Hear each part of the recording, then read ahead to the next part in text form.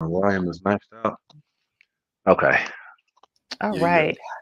Hello, hello, hello, and hello, and it is Wednesday night, and welcome to another exciting episode with a taste of Twilight After Dark. And tonight, I'm super excited for this topic as well as our special guest that we have on our show. We're going to be talking about sensual dom. What does that mean? What does that look like? We're also going to be talking about the lifestyle, BDSM lifestyle, as well as our special guest, Boa Body of Adonis. And so he is going to share his experience on the reality show Ready to Love, which was season 8.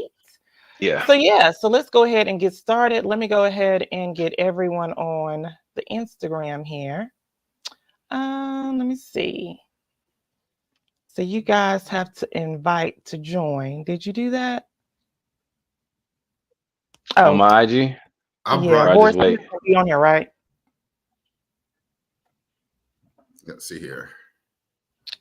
Man, if I could Uh, access it from another device. if not, just let me I forget know and we how can to use that thing continue. This is season 2, episode 24. And we're going to be talking to Boa, Body of Adonis. Adonis Allen. He's going to be sharing his experience with being on Ready to Love season 8. Hey. All Okay. right. It's a little lag. Give us 1 second. It is. Some Okay. Yeah. Oh, go live. Okay. So I have Boris on. Okay, boom, turn it down. Oops. Okay, are we good? boom, and yeah, we'll just go from there. Okay. So I hear myself off of my phone though.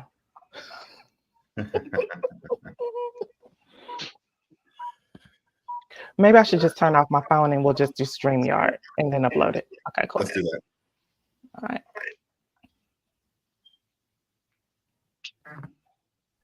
Okay. All right, so cool. So we are back. We had some technical issues, but we're back. So let's go ahead and jump into this hot topic. So thank you so much, Adonis Allen, for joining us tonight, Boris and myself. So let's go Thank ahead you and for get having me. started. So yeah, tell us about yourself for the people that don't know. What is a sensual dom? Well, the sensuality part of it puts the S in the BDSM for me. And I am a man that's turned on from causing pleasure. Um, I don't have like my Sado is probably like maybe 10%. Um, and that only comes out when it's requested, Mm. but my natural inclination is sensuality. So everything I do is to cause pleasure. My overall fetish is a woman's pleasure. I'm turned on from the pleasure a woman receives from me, or however she receives it. And my sub fetishes are the things that I do to cause those pleasures.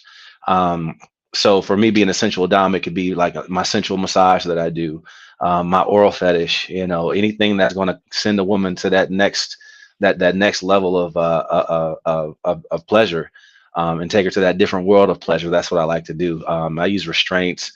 Like I said, I am a dom, so I do use floggers and paddles and restraints and things like that. But it's all pleasurable. Like I said, unless higher impact levels are requested.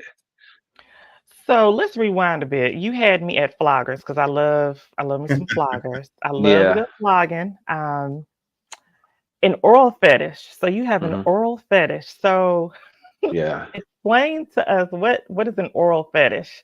I I mean, can. I don't have to censor myself, do I? absolutely not. You're Okay, wrong. good. Because it's Anything wrong? funny because I was shooting a scene at the hoedown on the show, and Mhm. one of the ladies had asked me like, "Okay, so what are you into?" I literally stopped rolling. I'm like, "Production, y'all want me to go there? Are you sure?"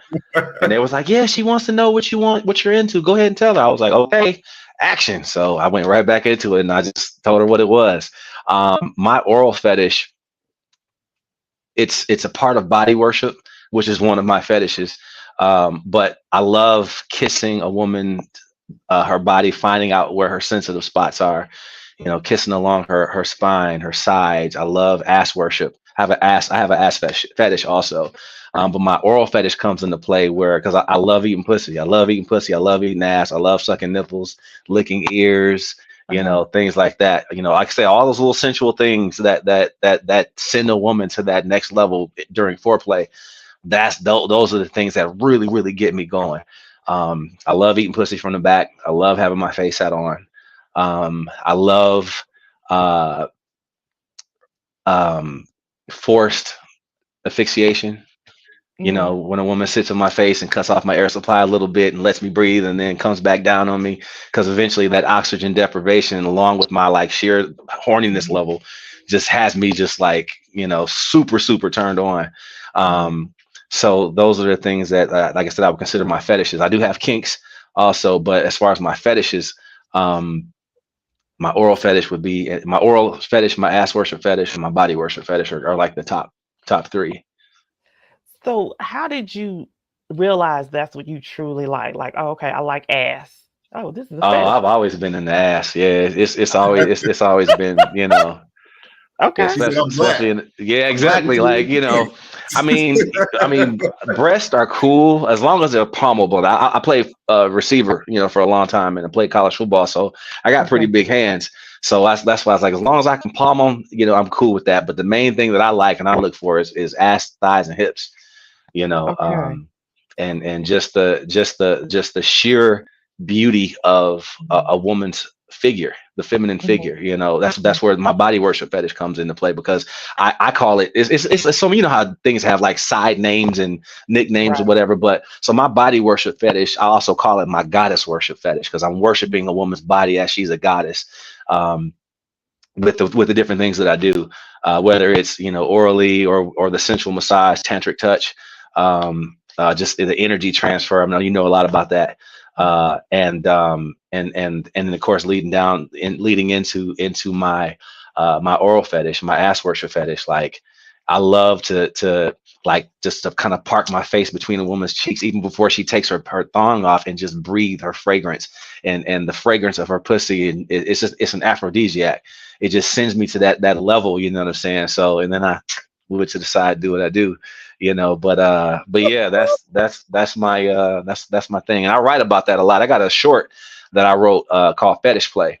And I have a short I wrote called Dominant, that I wrote about the things that I experience and what that experience is like, in a short story form. Because my book is short stories, but Mhm. they're long stories. You see what I'm saying? So my shorts are actual, like, short stories, whatever. So those just little kind of one-off things I'll write about, just to kind of give it. At first, it started off as just kind of giving people an idea of how I write.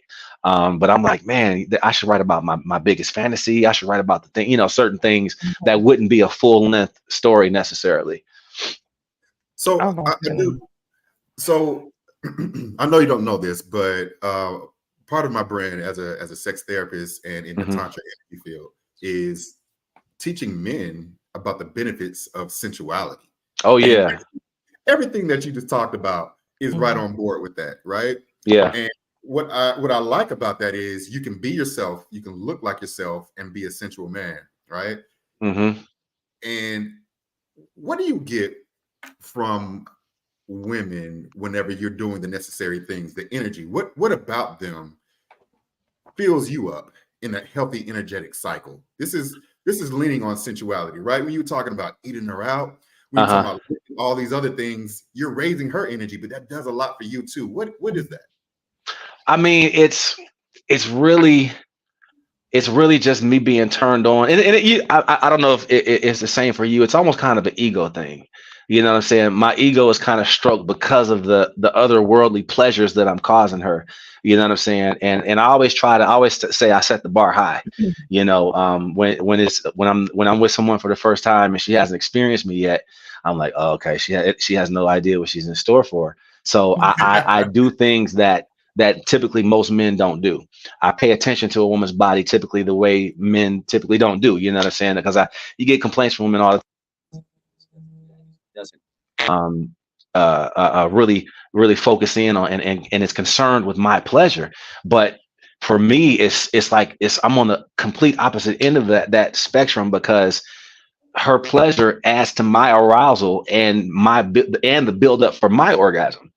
Right. You see what I'm saying? So it's like it's just different, man. And I at this point in my life consider it my art form. Since foreplay. You call it sensuality foreplay? Oh, we got. Can you hear me? Can you It hear me? chopped a little bit, but we're good. Okay. We lost audio. Okay. Can you hear us Can you now? hear me now? Can you hear me? Now? Oh, what did I hit? Can y'all hear me? Mhm. Yeah. Yeah, it's Can dead you hear silent. I me? can't hear you at all. Oh Lord. Let's see here. Uh, Can let you me. go I'm back gonna out? go out and come back in, Let's do because that that might reset the audio. I'll be right back. for sure. What about now? Can you hear me? Yeah, I can hear you. So it was probably the communication between his Bluetooth and Oh, okay. the So I don't device. need those anymore. You don't need them, but you know, when you had them on, we weren't getting a feedback. So I was like, okay, let's use that. But Okay. yeah, we're not getting that feedback anymore. Let me check and see.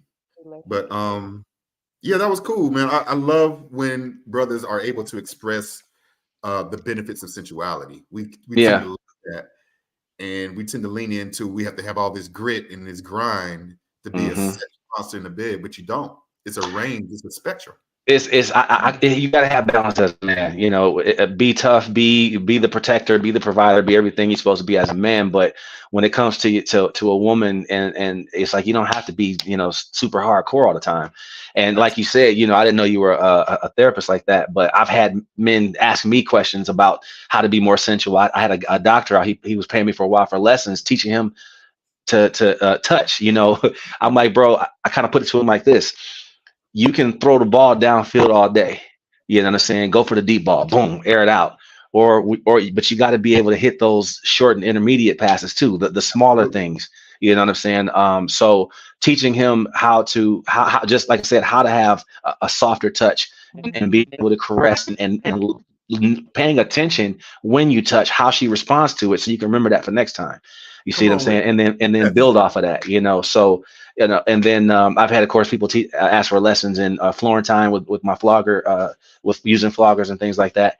So, but yeah, it's definitely something that a lot of couples, and Twila, you teach classes, so I know you know about the benefits, of course, with for couples learning sensuality and the benefits of how it could enhance their sex lives and their intimacy and their love and their connection through more increasing the sensuality in the bedroom. So I think it's really, really important. And me being a sensual dom, I'm providing that experience for women who typically probably don't get that level of sensuality. They don't get that level of a sensual massage, and then I mix BDSM into it also. So I call it a sensual BDSM massage, because it starts off with the sensual massage and a little bit of light impact, maybe some feather play, things like that. But I like I said, I enjoy it. I mean, I've caused orgasms with no clitoral stimulation and no penetration, just my energy, my hands, and the excitement from feeling that little impact from a paddle, or feeling the brush of the flogger against their body, things like that. So it's like I said, it's an art form, and I love it. I would totally agree. Can you guys hear me now? Am I Yeah, good? yeah, I got you. So, you talked about touch. And so when I'm working with couples, a lot of times women are like, he doesn't know how to touch me. He's hmm too rough. And the guy is like, well, what do I do? He's confused. Yeah, they're lost. They're like, okay, Yeah. Like, yeah, so how should I touch you? But then for a woman to actually articulate, that's also an issue. They yeah. don't know how to express themselves. hmm They can't really find the right words to convey, to say, hey, look, this is how I like This to is be what I touched. need. This Yeah, is what I need. This is where I want to be touched. Yeah. because oftentimes they don't know what truly pleases them because they're so focused on trying to please their Themselves. partner. Yeah, and Right. here's the thing: if a man is smart enough, a woman would give you a GPS roadmap to her orgasm. It's just up to the man to listen and to put into practice what she's telling him. Right. And then what he's observing. You know what I'm saying? Mhm. So it's just a matter of I think it's a lot of ego based Yes. issues too. I can do this, I can please her, I'm gonna beat it up, this and that. But bro, I'm like, it's more to just sex than just beating it up. You know what I'm saying? That's easy. She can get that from any guy off the street. You want to just beat it up, but you're her Mhm. man. She's coming to you because she wants more. You know what I'm saying? She Right. she needs more from you. So when men that light bulb goes off and it's like, you know what?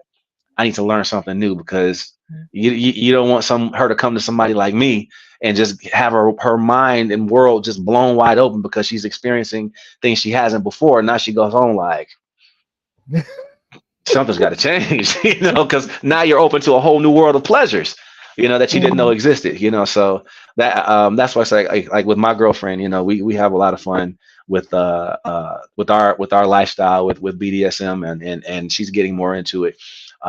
But it's a fun world, man. It's like, for most people it's underground, but for me, because of the reality Mhm. show, I'm like, this is who I am, and I Mhm. presented it to the world because I want to raise awareness for African Americans and Black couples that there's more out there than just what society says is how you should be Right. fucking.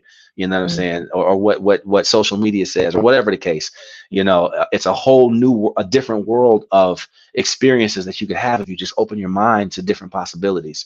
And that's what I'm really like. That's what I really wanted people to understand on the show. So a lot of people got it. Some Mhm. people didn't. You know. Yep. So, one thing, and then we're going to go into the show. I would say that everyone's playbook is different. So, it talks Hmm. about a man's ego. So, what he used to do with the woman, that he had in the past, he can't do that with maybe who he's with now. Right. She may not like that at all. So, ego is one thing, when a woman is expressing herself and telling her partner, hey, this is what I like, and he thinks he Hmm. knows better. That doesn't work. The other thing is when you talk about just the touch, it's so many different ways to touch to create that stimulation. You talked Yes. about having a woman can have an orgasm without having her clit touched at all. That is Yeah. so true. And I think a lot of times women will get caught up in not having an orgasm, or they only think it's one way. It's several Hmm. different ways to create this release, because that's what an orgasm is. It's truly a release at the end of the Absolutely. day.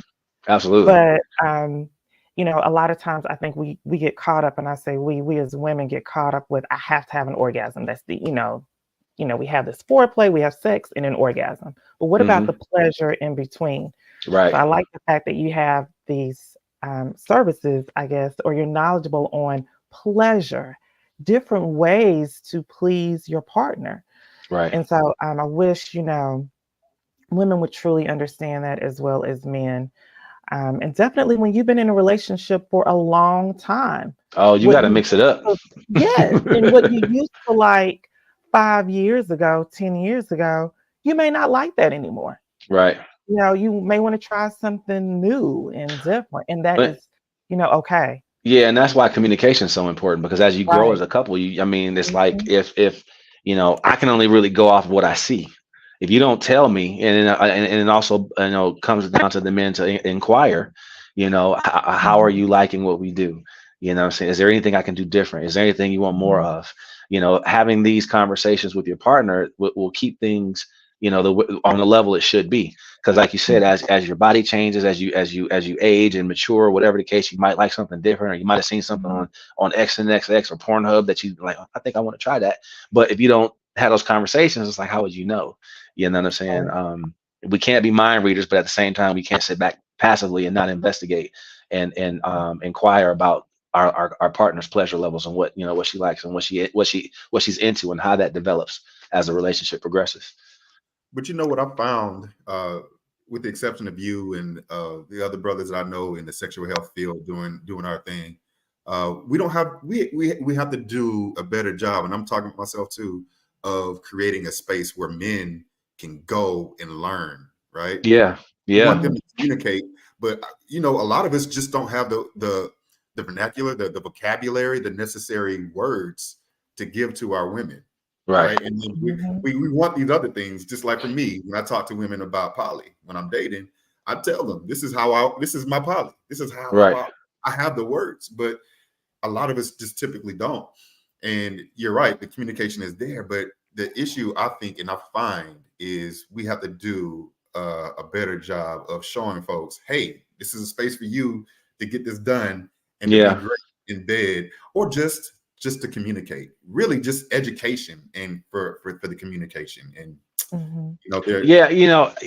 It all boils down to, for me, how bad you want it. Yeah, How bad do you want your sex life to be, where at the heights it could be. How bad do you want your partner pleased on levels that other men or other women can't please them? You know what I'm saying? And when you have that, when you come to that mindset, it's because you'll put in the work. You'll put in the work to educate yourself, educate your partner, learn new things.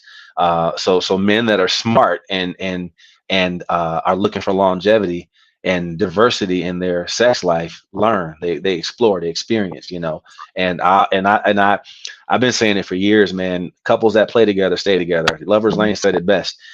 So at the same time, while you're exploring, explore with your partner, obviously. And have that person on the same page with you during in that journey of sexual exploration as a couple, because it's a beautiful thing, man.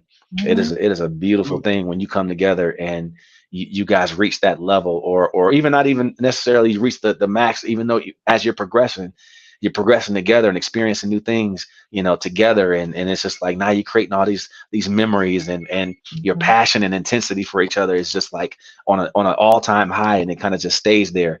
And that's how we are. Like, our passion and intensity for each other is like, it was strong from pretty much from jump, but we do things to maintain it, and keep it going. You brought up a really good point. How bad do you want it? And it's an investment. Yeah. You are investing in this relationship. So how bad do you want to keep the relationship?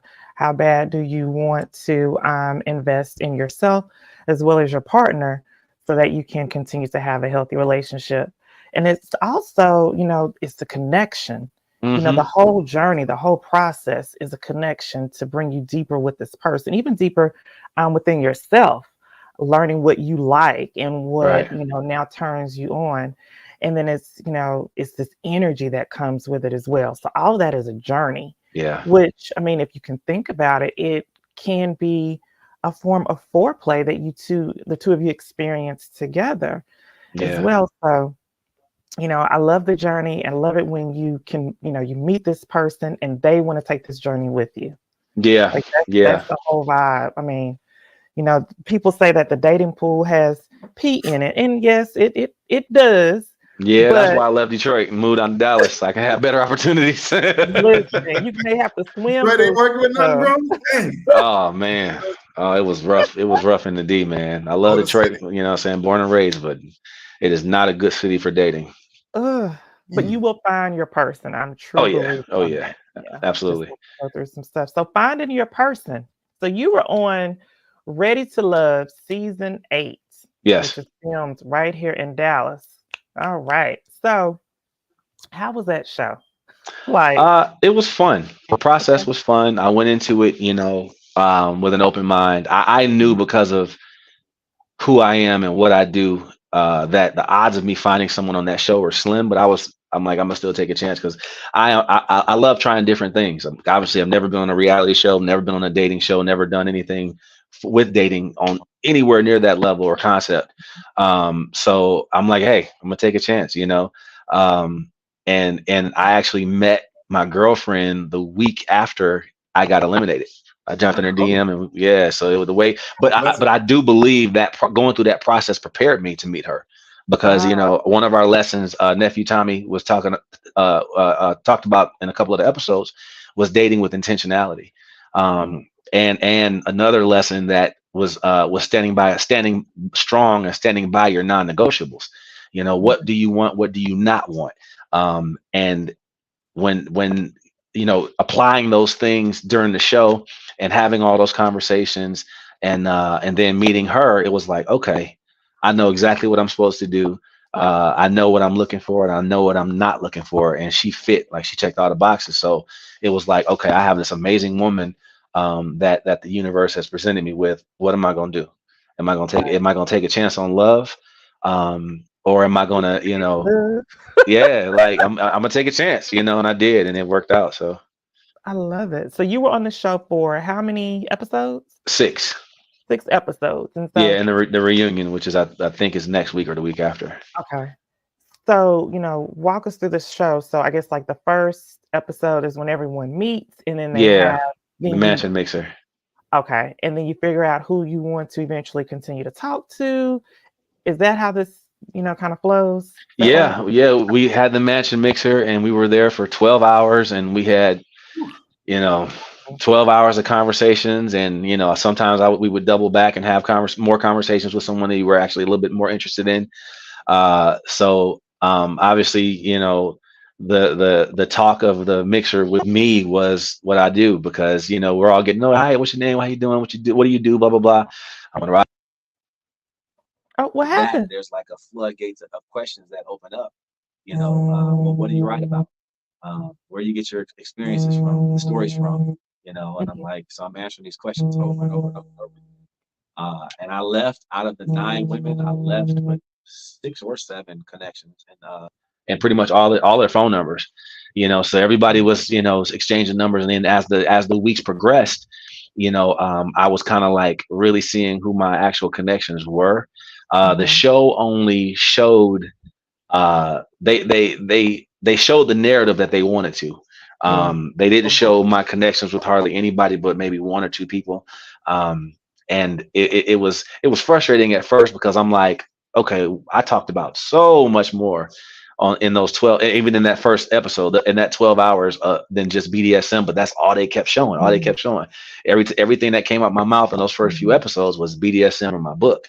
So Right. I was like, okay, I think they're trying to say it, put me on in a narrative that's like, okay, he's about this life, he's not ready to love, Mhm.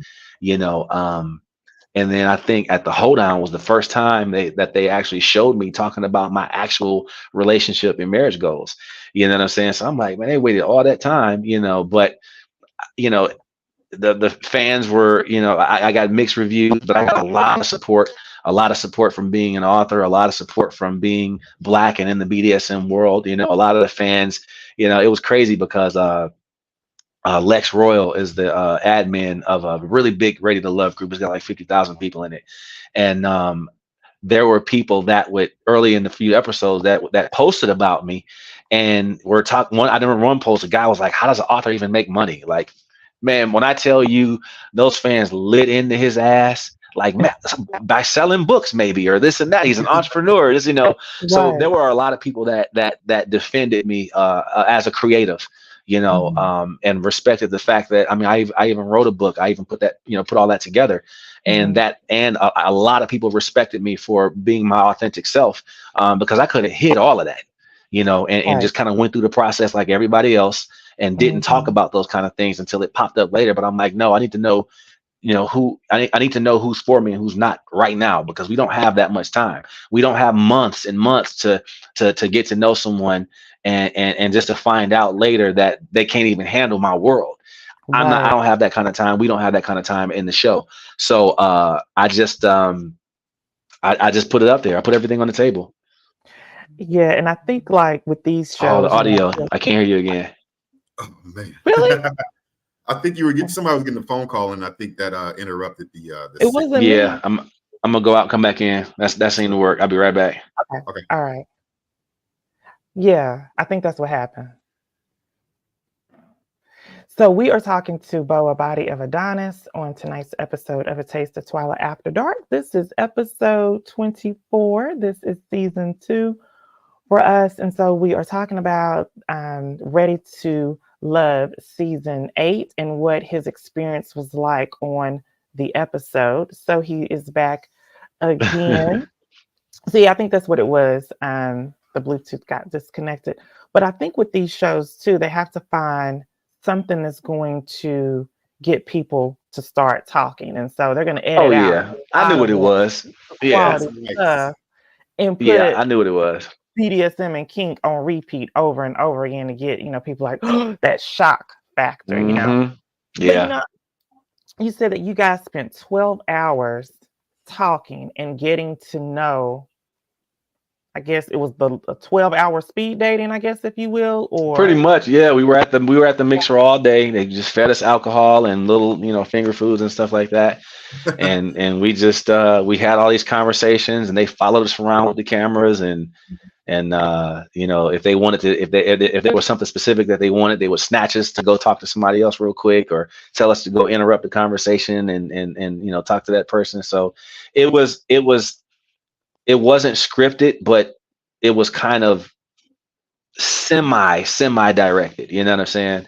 gotcha. But once we had their conversations, they didn't really interject unless there was something that they wanted to pull out just for camera, as far as a question or anything like that. But for the most part, man, I think like 90% of it was just like, go ahead, just talk, and we're just going to film it. You know? And I think that's how dating should be. You are talking to get to know, you know, Yeah. this potential person that you maybe want to continue to see. Now, Right. oftentimes, I don't think a lot of people have conversations, a lot or enough conversations, I would say, in the beginning to Oh truly yeah. figure out, especially if you date multiple people, you Yeah. Yeah. know. So, And are which you I don't taking, do. Really? are No. you So taking the so that's time that's to that's new know? though. But well, that's not necessarily new. But what's your take on dating? Because I date multiple Right. people. But when Well, you're well, dating, for me, I'll talk to multiple people. okay. And when I find somebody that I'm like, okay, I think we're aligned enough, or whatever the case, and we start spending time together, this and that, then I'm gonna just focus on that person, that connection. And if it doesn't work, then it's not hard to jump back out as a bachelor. You know what I'm saying? Sure. And I call it going back into bachelor mode. Where I'm talking to different, multiple women, or whatever the case. But like I said, when I'm ready to pursue and put time and energy and effort into somebody, then I'm gonna just focus on one person. Gotcha. Okay. Gotcha. I get And it. I that get is the intention. And it, it. Yeah, that's definitely the intentional part about yeah. that. Because at But that point, I want to start along the path of finding out what life is going to be like with you. Because Mhm. I mean, I'm not dating. We're not in high school anymore, where it's like we just jump in and out of relationships like it's nothing.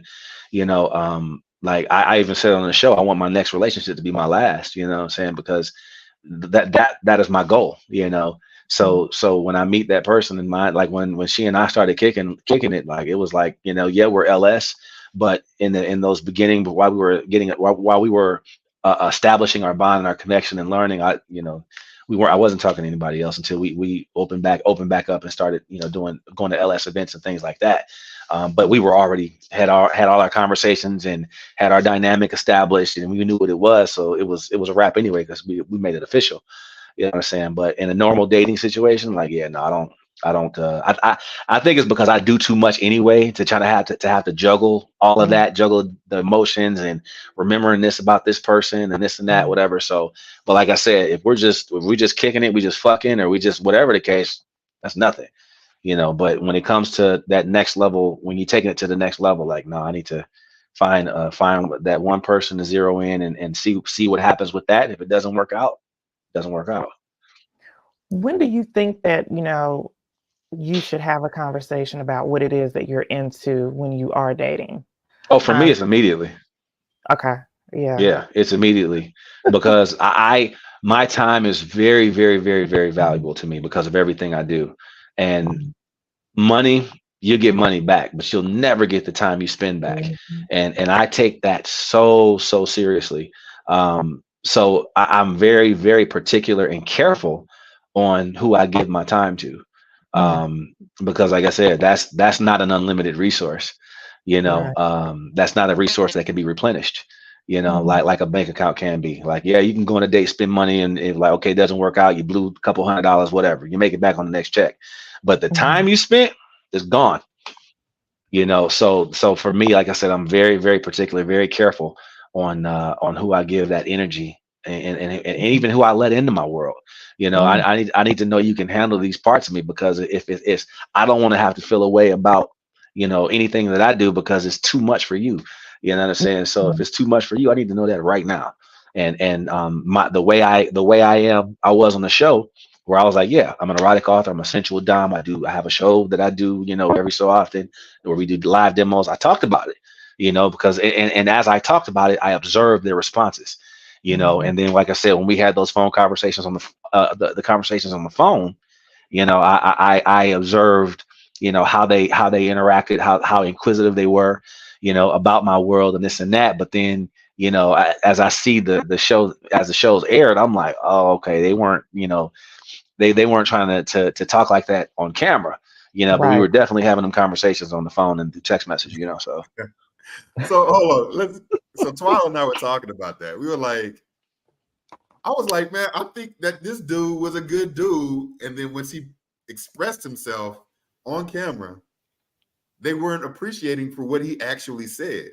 So I Yeah. don't Mhm. know if it was I forgot her name, but you were telling her that I can do whatever we're actually looking for. And I think she missed that in the relationship. And Yeah. then it just leaned in on to forced orgasms. She was like, what the hell was that? Like, did you miss everything else he said? I could do all this, Exactly. and then Exactly. there's this cherry on top of the cake, right? Yeah. And it's pleasurable. And I think you even explained it to her, but I think they cut that out. But Yeah. Oh, we they, were bro, look, they edited my scenes and my conversation so ridiculously bad. I'm just like, there was one date I had with Katarina, the tall, real pretty girl, yeah, yeah, Chocolate. We were sitting in the cafe. That date on the show just started with me blurting out about how I used to play Power Rangers with my friends as a kid. And I yeah. was watching, I'm like, that didn't happen until way later in the conversation. Why would they take that and pull that and put that in the very beginning? But again, I understood that they weren't trying to make it seem like they didn't want to show me talking about anything serious, anything of Mhm. substance that Oh, wasn't BDSM. So all the Mm. my because we were talking about our childhoods, and I yeah. was talking about how I was raised in a village on my block, and how I had 3 or 4 different sets of other parents because Literally. I grew up with their kids, and talking about the family structure that I was raised in, how I want to recreate that. They didn't show any of that. It was like, oh, Wow. Power Rangers. I was dressing up, and I was like, what? Power Rangers and And it was BDSM, so baby. That's crazy all it's because about. the editing, it didn't even make logical sense in the flow of a conversation. Like, I was a communication major at University of Cincinnati, so it's like I'm a conversationalist. So listening to how they edited the conversation, I mean, you can even see like my facial expressions and my energy changes because it was different at different points of the conversation. But they strung everything together so crazy they didn't keep my energy levels the same. You Yeah. see what I'm saying? It was like they were going for whatever I was saying, and I wasn't the only one. They edited pretty much everybody like that, Gotcha. But for my scenes, it was just like, wow. So I think around episode 4, I was like, okay, it is what it is. I stopped worrying. Mhm. Yeah. Yeah, we were talking about that. Like, did she listen to what he was saying? But she only walked away with forced orgasm. Yeah. So, speaking of such, explain a forced orgasm. What is that? Well, for me, it's like once the orgasm starts, you can back away and just let it decrease naturally, or I can Mhm. continue to do things to extend it and keep it going. So it's a Oh, good long, drawn out orgasm. And tell. Oh, do sometimes, tell. yeah, and sometimes it's so intense that the woman will try to run, and try to back away because it's too intense or whatever. But Mhm. I'm strong enough to hold her in place and lock her in and continue stimulating her clit, so that orgasm is just like it's just longer, And when I Mm. say when I say forced, is because I'm not letting you back away from this crazy ass orgasm you're experiencing right now. You're not gonna run, and I have restraints for that, or I just use my strength to hold her in place to continue to draw the orgasm out. Come on, draw it out. Draw it out. Okay, Yeah. taking notes. Taking notes. What you got in that cup over there? What you drinking? Oh, you know what? This is just lemonade. This is Sim- kombucha. Simply lemonade. It's nothing special because Oh man. I got to wake up at 5:30 and go work out. So I don't turn up like that Yeah, during the week for the most I just part. had my kombucha. But forced orgasms. Okay, so I love all of that, because I mean, everyone orgasms differently, Hmm. but it can be a body jerking experience. It Yes. can send you like your body is having these spasms, convulsions, Hmm. like it can be energy draining at the same Oh time. yeah, yeah. We just laid Oh out like, oh my God, you God. know. I mean, And the it opposite. feels good, but yet exhausting at the same Hmm. time. Yeah. They're really intense. I know personally myself, sometimes I could even have like a slight headache afterwards just because it's so intense. Yeah. But I say all of that when you're doing this, do you have a conversation about, okay, consent first when it comes to restraints? Oh yeah. Well, Okay. whenever I put someone in restraints, I Hmm. kind of let them know what's going to kind of give them a slight preview of what's going to happen. But I already pretty much know what they can handle and what they can't. Mm, And typically, if I'm causing a forced orgasm, it's someone that I'm obviously intimately involved with, so right. we already know. You know, Hmm. I haven't done that like just for like a during a BDSM session, because again, I don't use I don't stimulate the clit. I don't do any penetration because it's too many people. You know what I'm saying? Right. But Right. especially when I know that the energy I cause can do it Mhm. at the same time. I just can't do a forced orgasm with someone that I'm not actually stimulating on with that kind of touch or penetration. Right. But like for someone that I am having sex with, oh yeah, yeah, Yeah. it's definitely, if I'm in that mode, and I see that orgasm, because I love, I watch as I'm eating a woman's pussy. I watch to see how she responds to different movements of my tongue, and the different things that I do with my lips, and or whatever the case, to see how she responds or whatever. And when she's like, when the thighs come and do that, and Like it's a yeah. The jaws of life, Like the man. thighs be like, oh shoot! I'm like, I'm gonna hang in there, man. I'm not backing away. Ain't gonna be no Right. bitch. Ain't gonna be no bitch. right. Right. Yeah, I'm gonna take those vice clamp thighs when that orgasm starts, or when they grab the head and pull it in, and my lower, the jaw is hurting because of the pelvic bone. You know what I'm saying? But it's like I'm gonna stay in there because I know what they're about to experience. You know, um, and then as it starts, I just hang on, because again, as an orgasm starts, they might try to start pushing away, but I'm like, nope. I flex up, lock my arms in place. You're not going nowhere. You're gonna get this extended orgasm. And then after that, it's just like they're just mind blown. See, I got that from the show, man. I was like, okay, I know what he's talking about. And I think that how they made it seem was like there was just like this layer of inappropriateness happening. And that's what it Yeah. seemed like she was talking about. I was like, no, But I'm no, he's like, not talking about that. I'm only answering their questions. Yeah, It's like, if you can't handle the answer to a question, don't ask the question. yeah. Hmm. You see what I'm saying? But if you go, and I'm like, listen, I'm from the D. I keep it real. You know what I'm saying? If someone asks me about this stuff, I'm gonna tell you what it is. That's why I stopped tape and say, hey, you guys, ask production, like, you guys really want me, because she asked me about my ass worship fetish. And or what I was into. I was like, well, I have an ass worship fetish, and her face was just like, it was funny. It was Lee, and I felt bad for her, because I think production kind of set her up, because she didn't know what she was about to get, the answer, the answer response from me, that she was about to get. And she's on camera and she was all embarrassed, because obviously she's a lot more conservative, or came off as conservative. So I'm like, this is what it is. This is what I like. You know what I'm saying? And answering that question, I'm like, how does she respond to it? And her face like, yeah. I'm like, oh, okay. Like she can't handle it. So I'm like, all right, next.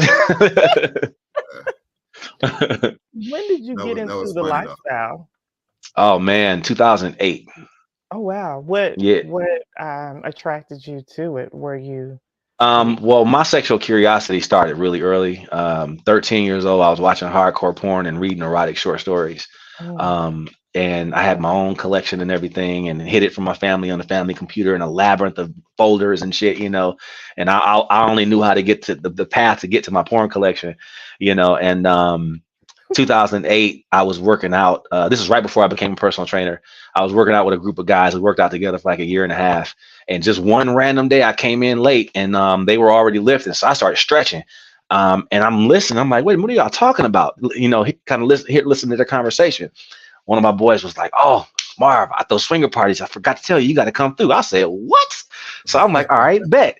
So around that era, especially in Michigan, I later learned that single men didn't really get love in the lifestyle like that because everybody wanted a woman.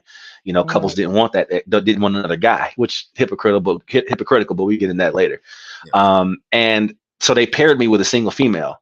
So I came in, we kind of acted like we were together and this and that. But when midnight happened and the women went upstairs and changed in the lingerie, and then the guys went upstairs, and I was playing football at this time and modeling. So I was only like 6% body fat. I was shredded, you know, or mid-20s or whatever. And so I came back downstairs, and 3 women walked up to me and started kind of touching my body. I was like, oh, it's about to be one of them nights. I took me look, three shots of Absolute. I haven't said this publicly on camera yet, but at that party, and there were, of course, I will say this first. There were sanitary wipes and condoms everywhere. We play safe, but I had sex with 9 women 2 to 3 times each, and they would orgasm, and I would move on. Cause an orgasm, move on to the next one. Cause an orgasm, move on to the next one. And they called me the Energizer that night because the last woman that I had sex with and caused the orgasm for was my boy's wife at 6 a.m. And after that, I was like, all right, I'm done. So I left and got breakfast and went home and passed out, you know what I'm saying? But it was epic. It was epic. And the second party was epic that. Hold on. We're not going to go to no second party. You can't go past that like you ain't saying, bro. Oh. I'm still at the first party. The skated on back. I'm still at the first party. Mm-hmm. So just because you were in your 20s, you said, right? Yeah, about 25, 26, around there. So the stamina to keep up and to go, like you had the erection the entire time, or did it go down? Or okay, so you were just going. So you truly That's why they call me the Energizer. You were truly the Energizer. Yeah. I may need some stronger kombucha. Yeah. I mean, my endurance is always, I love X-Men and Marvel and superheroes and stuff like that, obviously, you know. So I've always said that my sexuality is my mutant power. And one of the traits. All right, I didn't mean that. Come on, man. No, legit. Like, you know, and one of the features, the characteristics of my mutant power is my endurance. You know, obviously I'm 42 now, so it's changed a little bit, but I can go still, you know, especially but I learned that I have to be aroused on a certain level to bring that level out of me. Right. You see what I'm saying? Mentally, I have to be there to foreplay and all this stuff. But when the conditions are right, the foreplay is right. It's going to be a long night. But then I didn't need all that. I was just, you know, again, I was new to the orgy scene, and you know, all the stuff that I had been watching on years from porn about group sex. Like at one point, I was having sex with one woman, and it was 8 other people in the bed, all doing their thing. And I'm just looking. I'm like, somebody getting hit from the back over here, somebody sucking dick over here, somebody fucking missionary over here. I was like, oh my God, it's so much stimulation. I was just going, you know, it was awesome. You know what I'm saying? And so she orgasmed. I saw a woman earlier that I wanted, so I grabbed her, pulled over, and just went at it, you know, made her orgasm, got up, cleaned up, and went, you know, changed condoms, and then went to see, you know, whoever else was ready for more, you know what I'm saying? But it was a fun time. It was a really fun time. That was my first LS experience. So question. Mm-hmm. I liken that to when we have like tantra events, like one woman would orgasm and she would really set the mood, right? So that would easily make another woman orgasm. Did you find that whenever you were causing, right? You made one woman orgasm, did that set in the same room other women off as well, or were there different rooms? It was a couple times that it was actually almost like a how should I say, almost like how yawning is contagious. Yeah, you know, I would cause the orgasm, and then all of a sudden I hear somebody yelling, you know, next to me. I look up, I'm like, dang, she get it, you know, and then things like that. It happened a couple times, but at that point, I was so inexperienced and new to that world. I never even thought about it till years later. You know what I'm saying? As I matured and I look back on my experience, it's like, wow, that's why that happened. Prime example, I'm a stag. And my first experience as a bull was at that party. There was a woman that I was having sex with. Her husband was against the wall, drinking a Budweiser, plain clothes, not even participating, watching. And he told me how she likes it. He was like, she likes a little bit more rough, a little bit more rough. I was like, really? Okay. So I started jumping off the edge. I started jumping off the edge of the bed with my foot on the floor, bringing my weight down on her. And then she orgasmed. He was like, good job. I was like, oh, okay. But in my mind was blown at that point. Cause I'm like, this dude literally just told me how to fuck his wife. Yeah. So I'm like, so that was actually my first experience with stag vixen life, because when I found out that I was a stag, again, as I grew and matured, I looked back at that moment and was like, wow, that's what that was. You know, it was a moment of like almost an epiphany, like, man, how I am now, that was that dude way back in 2008. And I didn't even know that I was participating in their stag vixen dynamic. You see what I'm saying? So it was really cool. So for the people that don't know, can you define for us stag and bull? A stag is a man. Okay, so there's two different ends of that whole spectrum. There's a stag and a cuckold. A stag is a man who's turned on from his woman having sex with another man. He's not humiliated. He's still dominant. He's still in control, but he's turned on from her pleasure. A cuckold is a man who gets turned on from the humiliation of his woman having sex with another man, being belittled, having his dick put in balls, put in that little cage, you know, things like that, and them humiliating him by talking shit about his lack of size or lack of performance, but he gets off on that. That's that masochism, you know what I'm saying? But it's like I said, so I'm a stag, and the guy at that party, he was calm and collected. He wasn't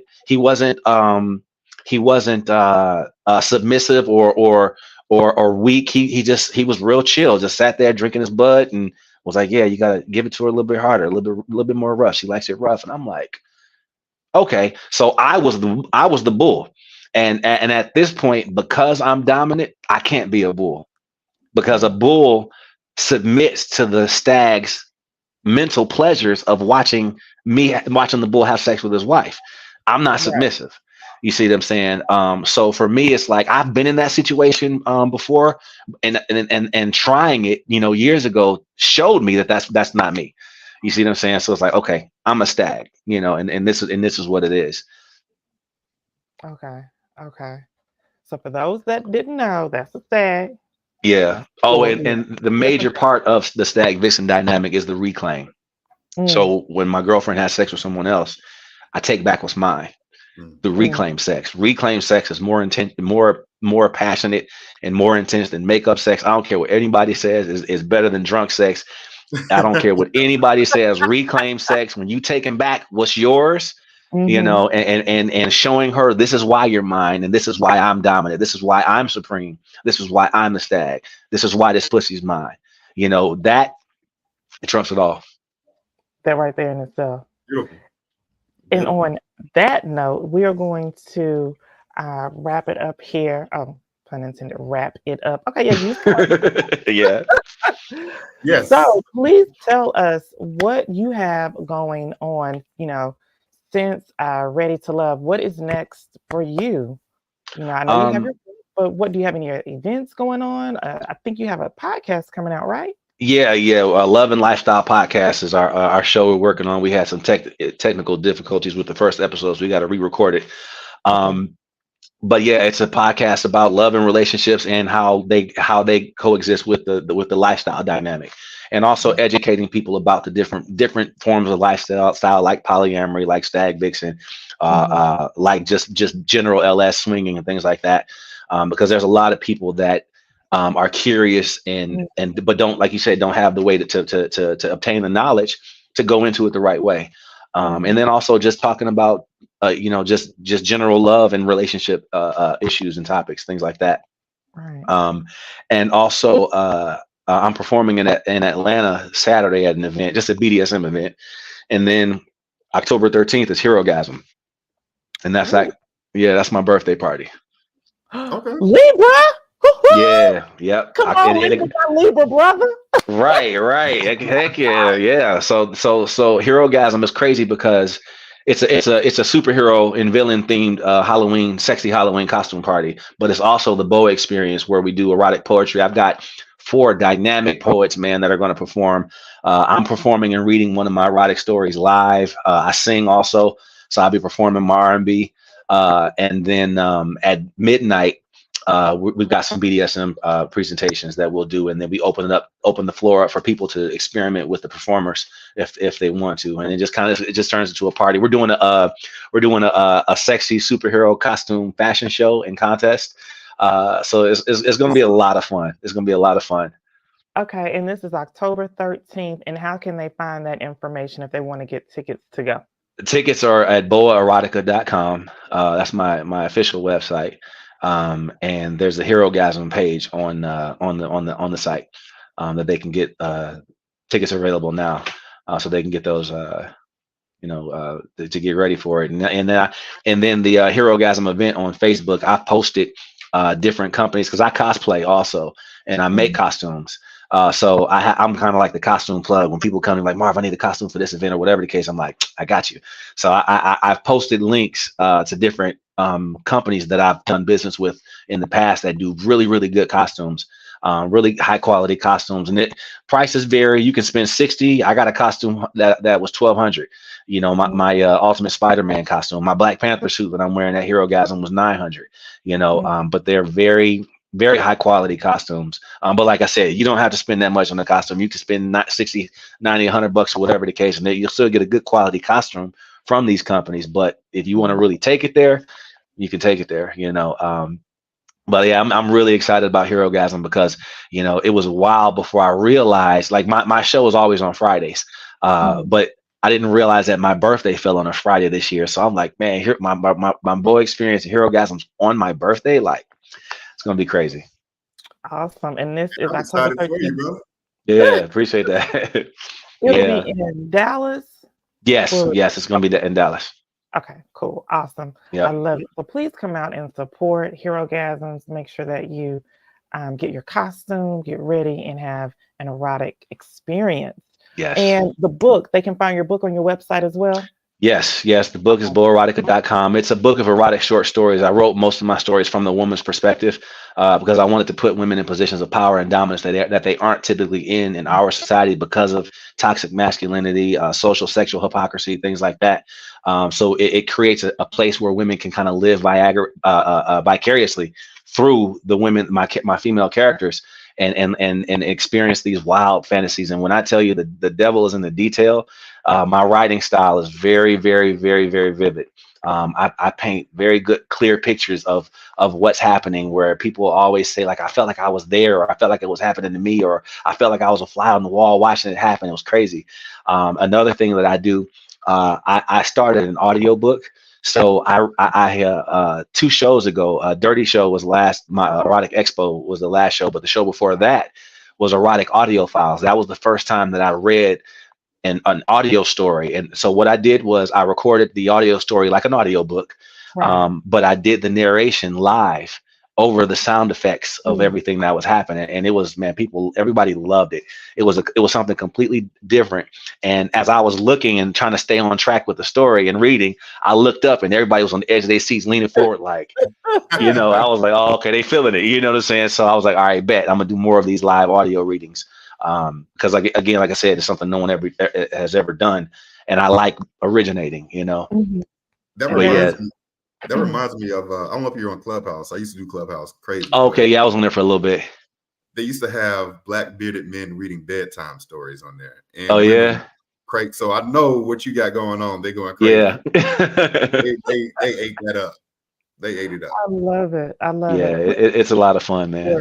Yes, go ahead and follow him at boa.erotica.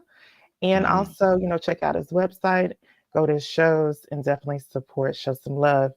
And so this is a taste of Twilight After Dark for myself. The upcoming events I have, of course, are all on my website at twilabegood.com. The next one is I have a speaking engagement September 30th, and then October 7th is Sensational Play, Kinks and Drinks. The Kinky Libras, Chastity, Lachey Johnson, and myself, we will have an event at the Red Room, all things kink, just sensation play. It'll be a fun time. So definitely get your tickets to that. And then birthday celebrations for me, October 20th. Hey, Oh, you're the 20th? Oh, you're a week after me. That's what's up. Yes. So I'm on that Friday too. Yes. I'll be. Okay. There, that very next week. Wow, that's what's up. Yes. So shout out to us Libras. So yeah, that's what we have going on. If you are in need of a relationship coach, please definitely check out my website. Once again, that's twylabegood.com. And Boris, do you have anything that you want to share that you have going on as well? man, y'all got it going on. I'm kind of chill and laid back. I got 8 good days, and on that 8th day, I'm having a private party. I'll let y'all know. Shoot. That's Yeah. what's up. I Yeah, have that'll be something pretty that I'm fun. releasing and doing that is going to be very fun, very tasteful. And so I'll let y'all know. I got to keep it quiet for now, though. For sure. Okay. No, I feel that. Yes, awesome. Once again, thank you so much, Adonis, Boa, for being on the show tonight, and much success to you and your future endeavors. Thank you. I appreciate you guys having me, man. It was a lot of fun. And this is actually the first interview that I've had where I was not really censored. I was actually really able to go in and say, okay, well, this is what it really happened. This is it is. So Oh, yeah. I appreciate that safe place. Yeah, we Absolutely, say man. everything on here. Yeah. So you guys have a great evening, and we will see you in 2 weeks. All right. Thanks, guys. Bye. Blessings. All right now. Let's see. Beep Studio.